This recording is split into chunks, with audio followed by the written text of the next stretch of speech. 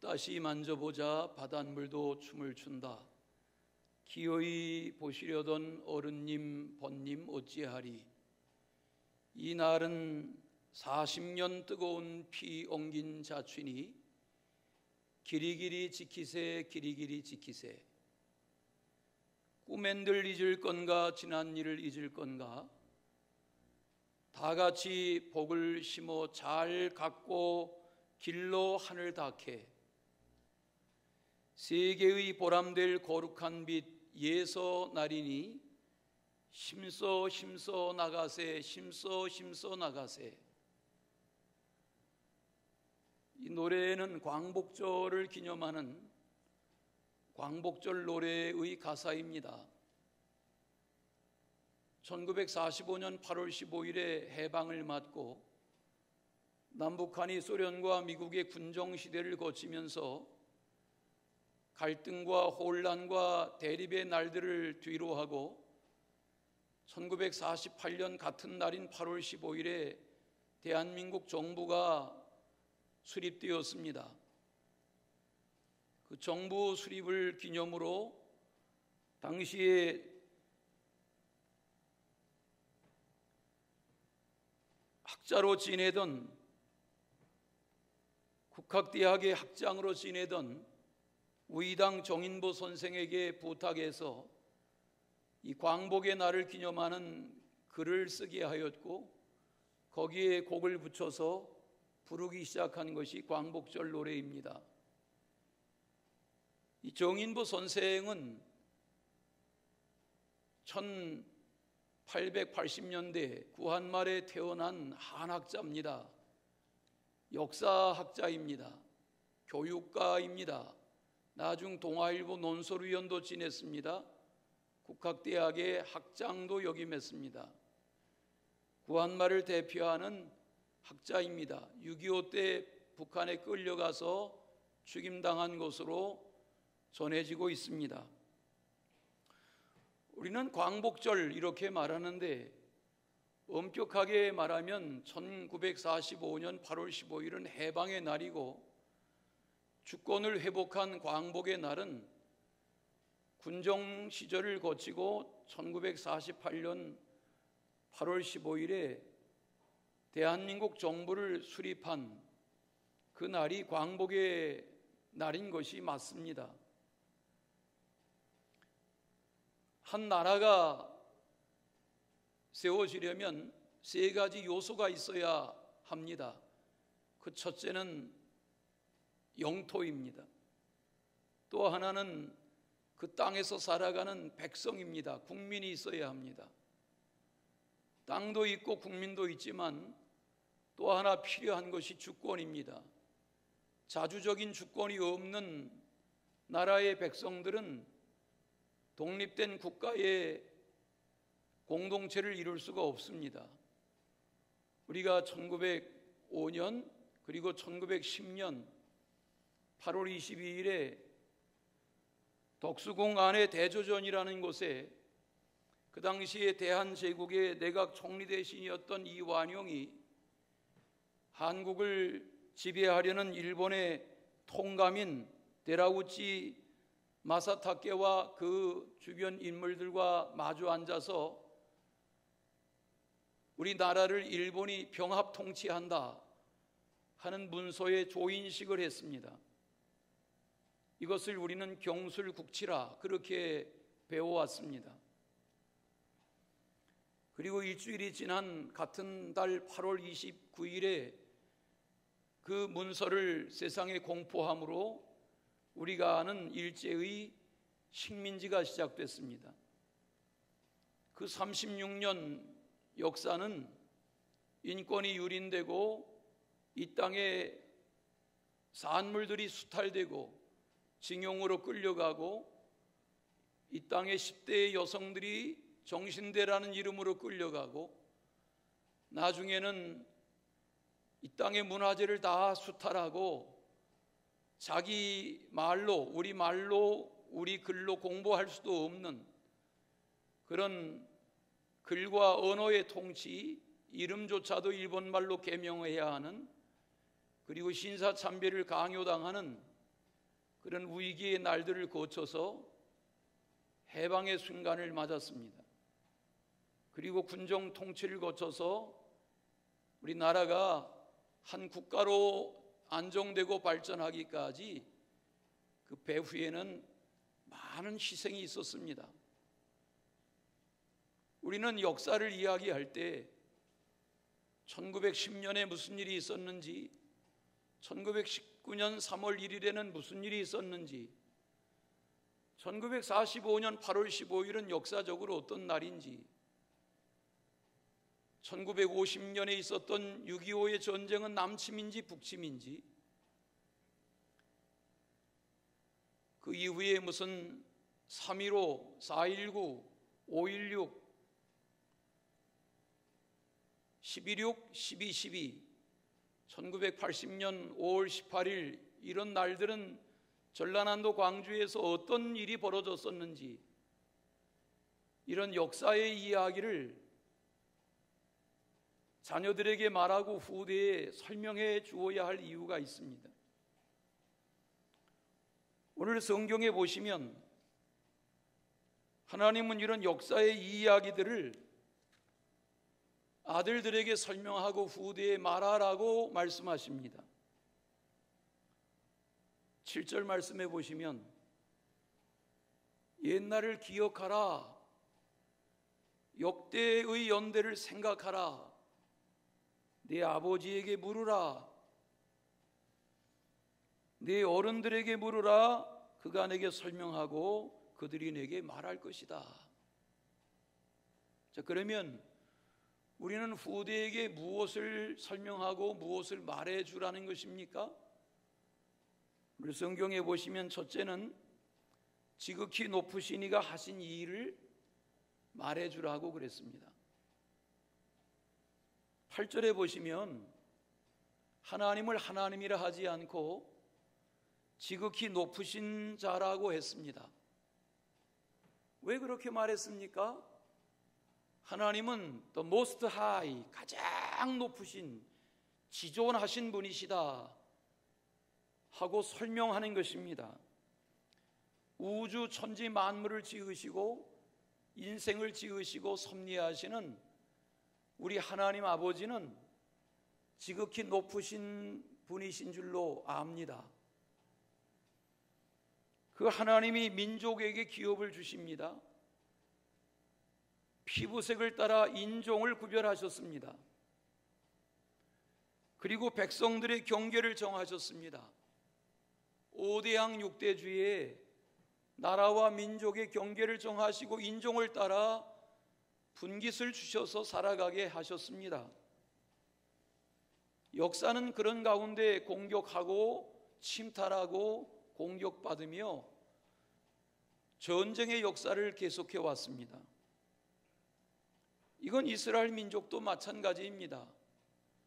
힘이 있었다면 애굽의 종으로 끌려가서 노예 생활하지 않았을 것입니다.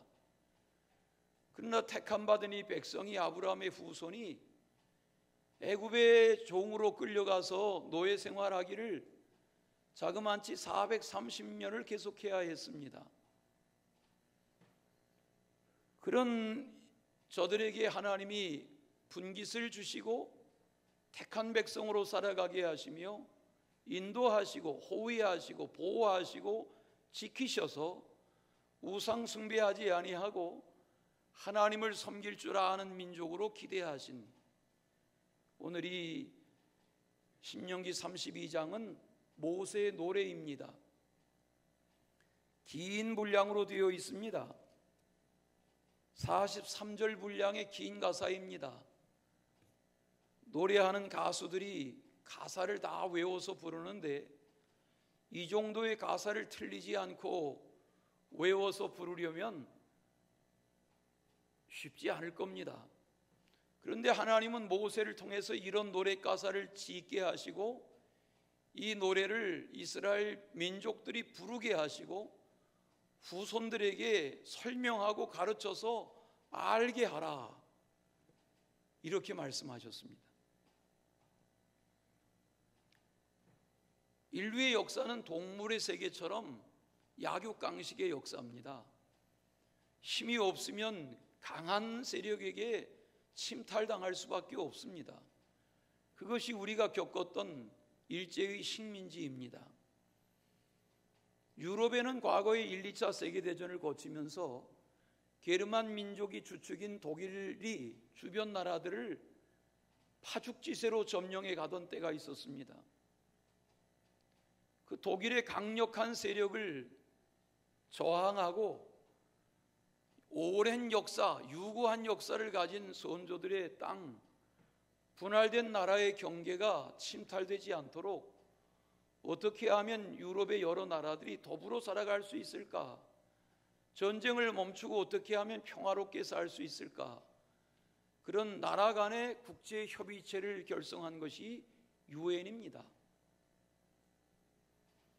오늘날은 미국과 중국 이 두 나라가 세계 열강의 군사, 정치, 경제 모든 힘의 두 축을 이루고 있습니다. 한치도 양보하려 하지 않습니다. 우리나라는 지리적으로도 이 거대한 중국 땅의 동쪽 끝자락의 반도 국가로, 분단 국가로 이 나라와 저 나라의 눈치를 보며 살아남기 위해서 지혜를 모으고 있지만 어지러운 세상 속에 삽니다.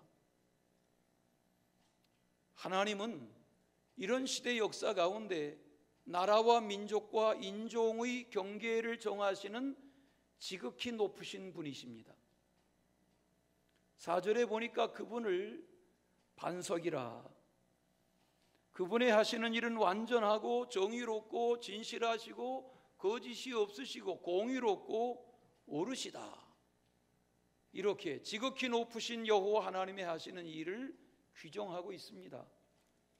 2절에 보면 지극히 높으신 분이 말씀을, 교훈을 비처럼 내리시고 이슬처럼 말씀하셔서 그 교훈과 말씀이 연한 푸르의 비처럼 채소 위에 단비처럼 내리도록 말씀으로 인종과 백성들을 이끌어 가신다 했습니다. 신앙생활이 무엇입니까? 지극히 높으신 그분의 말씀이 비처럼, 교훈이 내 삶에 이슬처럼 맺히는 삶을 사모하며 사는 것이 신앙생활이죠. 오늘 말씀 12절까지 대하셨습니다마는 그 다음에 이어지는 13절, 14절을 가지신 성경을 펼쳐서 같이 한번 읽겠습니다. 13절 다 같이. 여호와께서 그가 땅의 높은 곳을 타고 다니게 하시며 밭의 소산을 먹게 하시며 반석에서 꿀을, 굳은 반석에서 기름을 빨게 하시며 소의 엉긴 젖과 양의 젖과 어린 양의 기름과 바산에서 난 순양과 염소와 지극히 아름다운 밀을 먹이시며 또 포도즙의 붉은 술을 마시게 하셨도다. 지극히 높으신 그분이 함께하지 아니하신다면 어떻게 인생이 높은 곳을 타고 다니게 될 수 있겠느냐 하는 거죠. 지극히 높으신 그분의 공급과 돌보심과 보호하심과 인도하심이 아니라면 어떻게 적당한 이른 비와 늦은 비의 은택과 이슬의 혜택 가운데 열매를 거두며 아름다운 밀을 배불리며 오늘 우리에게 양과 염소와 어린 양의 엉긴 젖과 살진 고기를 어떻게 먹을 수 있겠느냐 하고 말씀하십니다. 코로나19의 어려움은 열방이 겪는 일이지만 최근에 7월을 지내며 중국과 일본에 폭우가 내렸는데 우리나라도 지난 두어 주 동안에 전국 처처에 엄청난 양의 비가 내려서 예전에 겪지 않은 큰 수해의 현장을 아픔 속에 보면서 주말을 맞고 주일을 맞았습니다. 제천시에는 얼마나 많은 비가 내렸는지 충북 제천 시민들이 버리는 쓰레기를 적치하는 적치장이 다 물바다가 돼서 그 많은 쓰레기가 충주호로 다 유입되어 버렸습니다. 저도 가보고 싶지만 가본 적이 없는 그 아름다운 역사적인 화개장터가 물바다가 되어 버렸습니다. 이번에 강수량은 1년 강수량에 지역적으로 어느 곳은 1년 강수량의 70~80%가 며칠 사이에 내려버려서 온 천지가 다 물바다가 되고 말았습니다. 기후의 이변, 기상의 이변입니다. 바다의 수온이 올라가고 있습니다. 북극의 빙하가 녹아내립니다. 북극의 흰 곰이 눈물을 흘리며 먹을거리를 찾고 있습니다. 울부짖습니다. 만약에 지구의 온도가 3도가 올라가면 에베레스트 정상의 만년설이 다 물이 되어버리고 지구는 멸망할 거라고 말합니다. 우리가 이런 큰 비의 두려움 가운데 살고 이제 곧 또다시 태풍이 몰려올 것이라고 말합니다. 하나님이 도와주지 아니하시면 살 수 있는 길이 없습니다.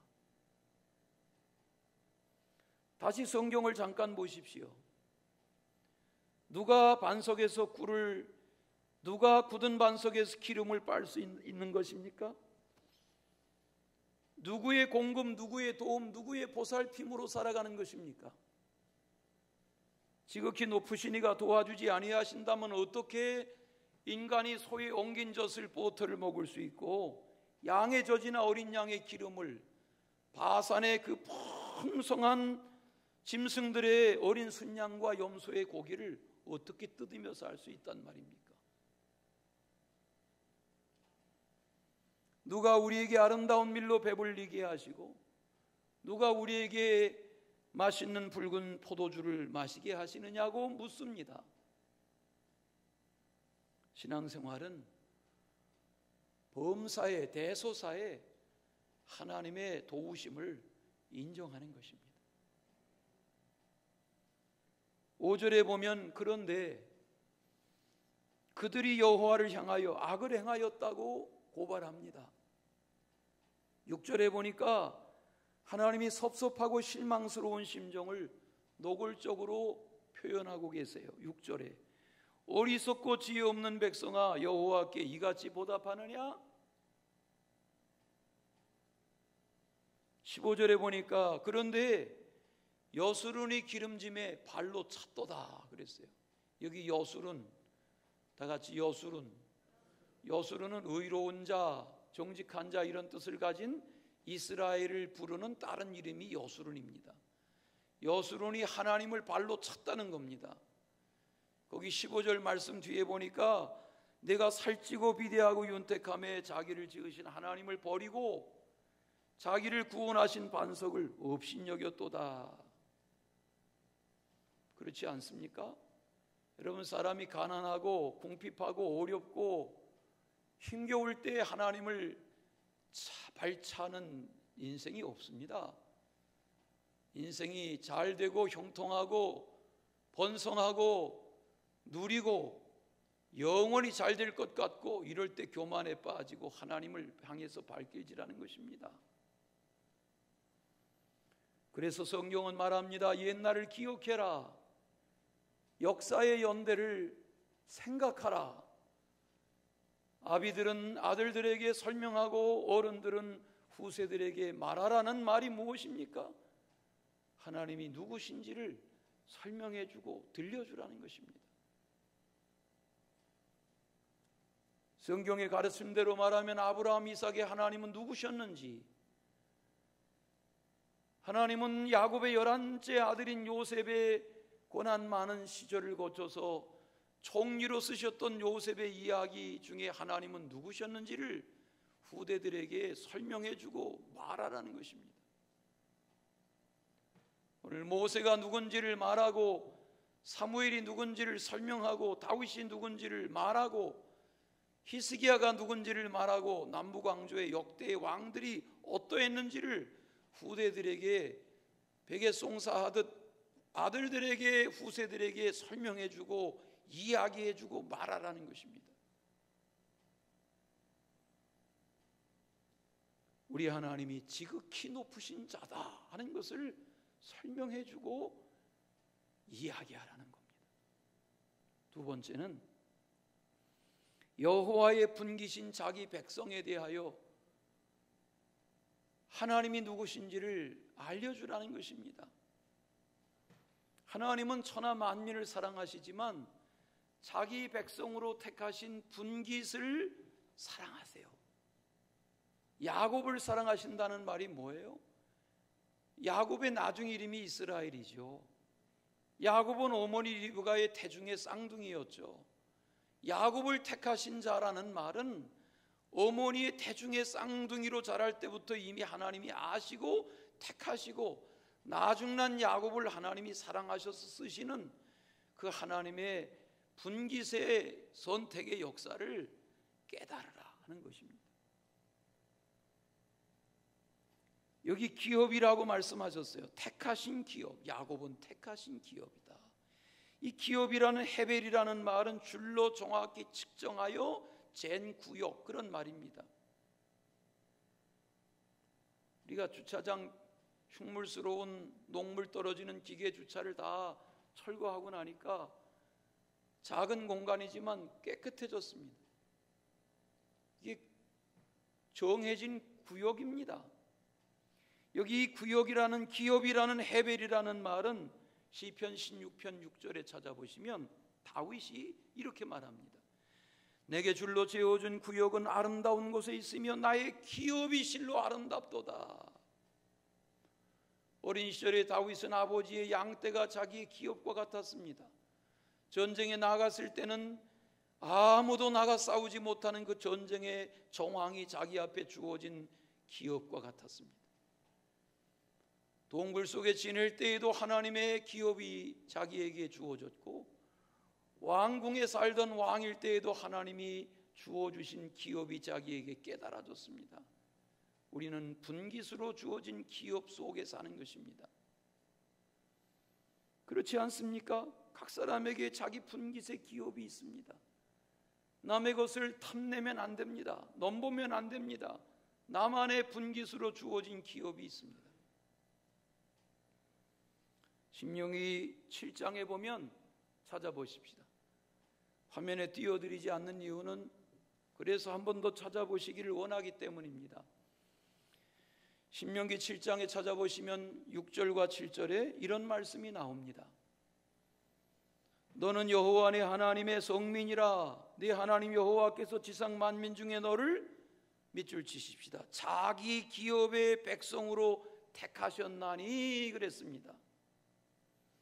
여호와께서 너희를 기뻐하시고 또 말씀합니다. 여호와가 너희를 택하심은 너희가 다른 민족보다 수요가 많기 때문이 아님이라. 너희는 오히려 모든 민족 중에 가장 작으니라.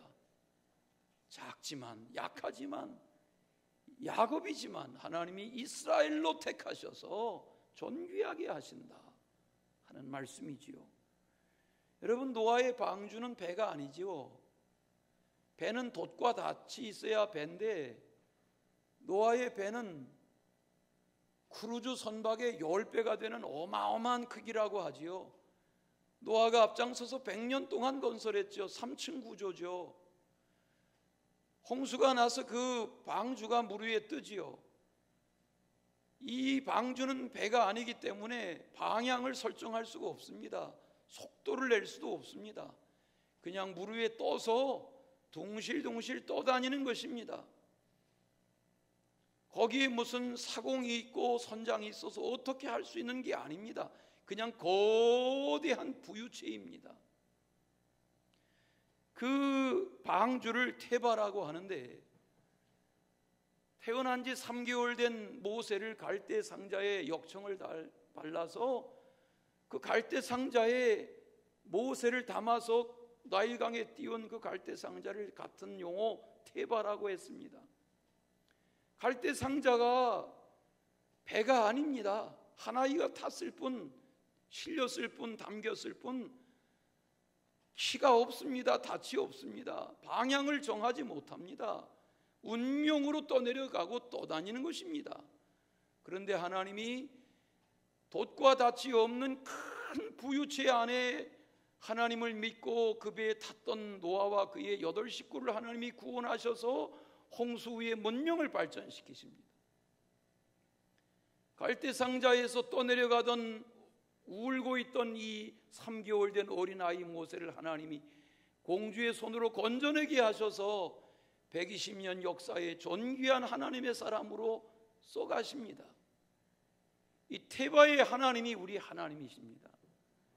우리는 물론 노력해야 합니다. 수고하고 열심히 공부하고 기술을 연마하고 재산을 축적하고 발전하고 경쟁사회에 앞서야 하지만 오늘 우리의 하나님이 노아의 방주를 어린 아기 모세가 탔던 갈대 상자를 다루셨던 하나님의 손길이 우리의 삶을 이끌어 가셔야 된다. 그런 믿음을 가지고 사는 것이 우리의 신앙이 되어야 할 줄로 믿습니다. 애국지사들의 힘에 의해서 해방이 된 것이 아닙니다. 왜 그 분야마다의 유능한 지도자들이 다 친일파가 됐습니까? 우리나라가 300년, 500년 일본의 이 억압에서 벗어나지 못한다면 붙어 사는 길밖에 없다 하고 줄서기 했던 이들이 역사가 바뀌고 나니까 다 친일파가 되고 만 겁니다.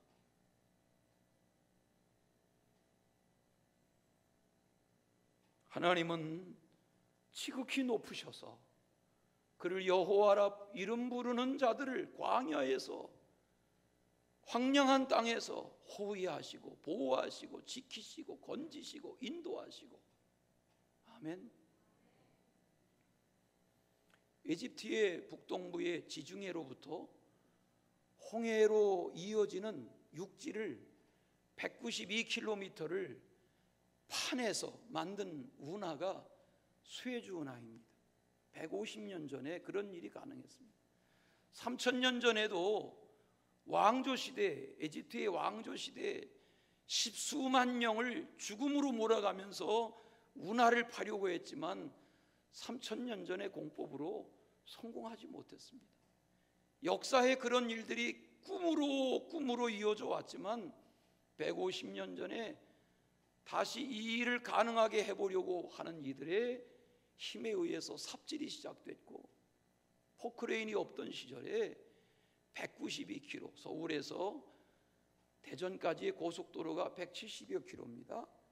그러니까 192km의 어마어마한 거리의 운하를 15만 톤의 배가 지나다니는 그런 뱃길을, 운하를 건설했습니다.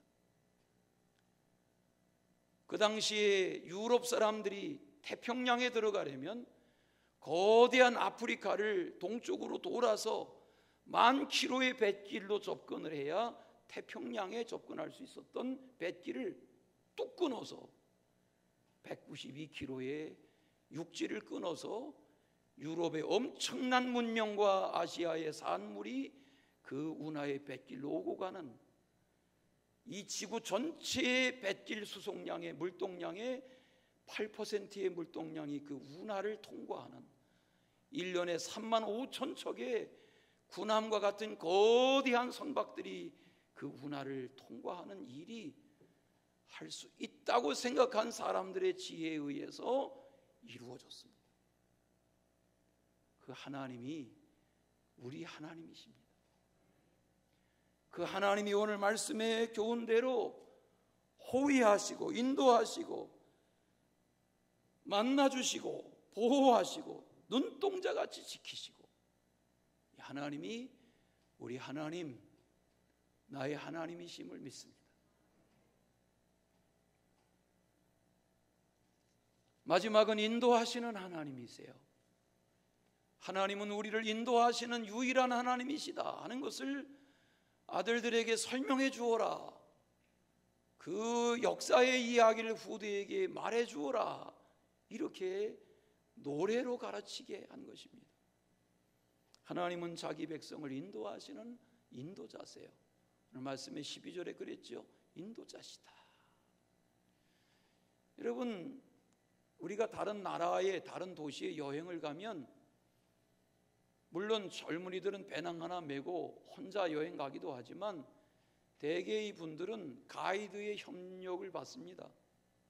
그 도시의 문화, 역사, 풍습, 음식 그 모든 것들을 꿰뚫어서 박물관에 가면 박물관, 시장에 가면 시장, 그 도시를 상징하는 그런 명소를 문화적으로 역사적으로 꿰고 설명할 수 있는 학습된 가이드에게 비용을 들여서라도 그들의 도움을 받습니다. 물론 젊은이들은 자기들이 미리 공부해서 내비게이션에 구글의 지도를 가지고 골목골목 찾아다니며 여행의 맛을 누리는 젊은이들도 있지만 그렇지 않은 경우는 가이드를 앞장세웁니다. 요즘은 내비게이션에 나오는 여자 목소리만 잘 들어도 인생이 풀리기 시작한다 그럽니다. 가이드의 말을 잘 들으면 그날 계획된 여행에 만족이 있을 수 있습니다. 하나님은 역사에 우리의 삶을 다루시는 과거에도 지금도 오늘날도 앞으로도 우리의 삶을 인도하시는 하나님의 인도자세요.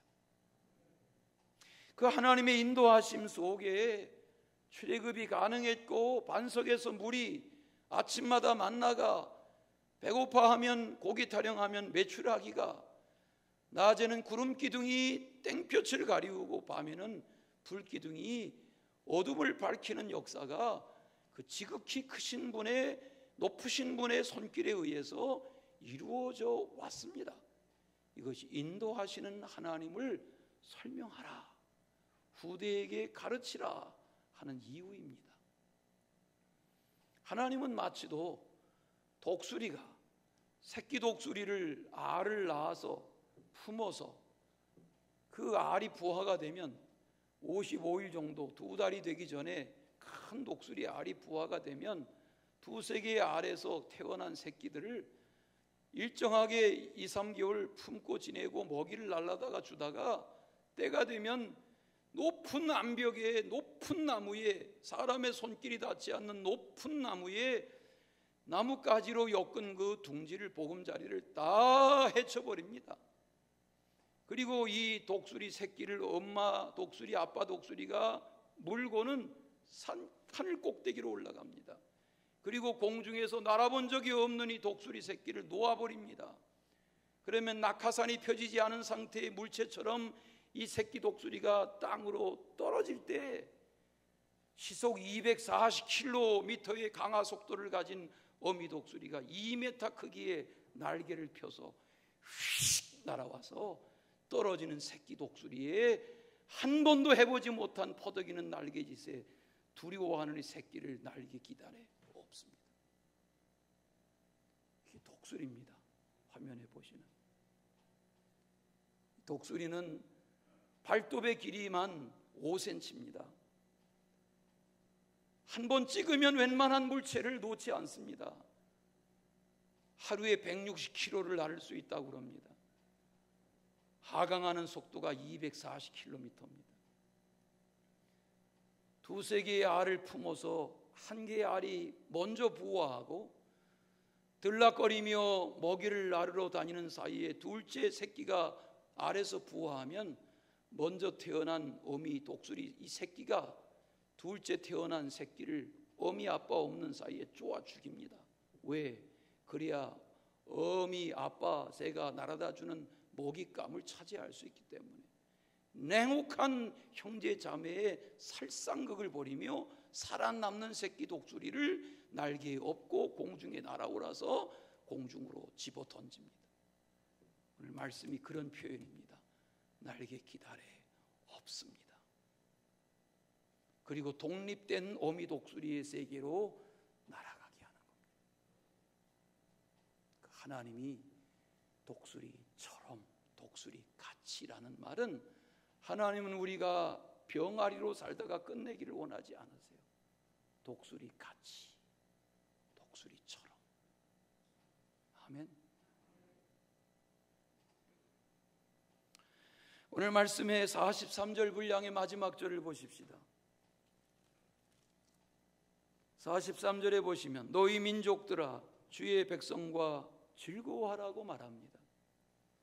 이 노래가 끝나는 가사의 43절 끝에 보니까 하나님은 자기 땅과 자기 백성을 위하여 속죄하시리로다라고 말했습니다.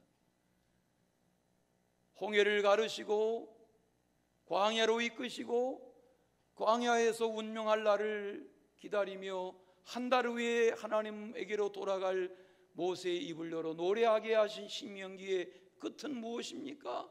하나님이 우리 민족을 속죄하시리로다. 5절과 6절과 15절에 하나님을 발로 차고 대적하고 어리석게 행동하던 민족이라도 하나님이 택하신 백성을 붙드셔서 인도하시리로다.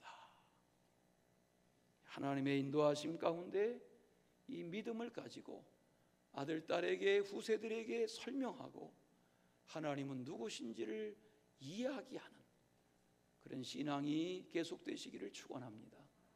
사랑의 주 하나님 아버지, 우리에게 은혜를 베풀어 주시고 하나님의 은총을 더하셔서 진리를 깨우쳐 주심으로 아브라함, 이삭, 야곱의 하나님, 모세의 하나님이 누구신지를 알아 믿고 이야기하며 설명할 수 있는 믿음으로 자자손손 이 복음의 삶을 이어갈 수 있도록 우리 나라와 민족과 각 사람에게 은혜를 베풀어 주옵소서. 예수 그리스도의 이름으로 기도하옵나이다.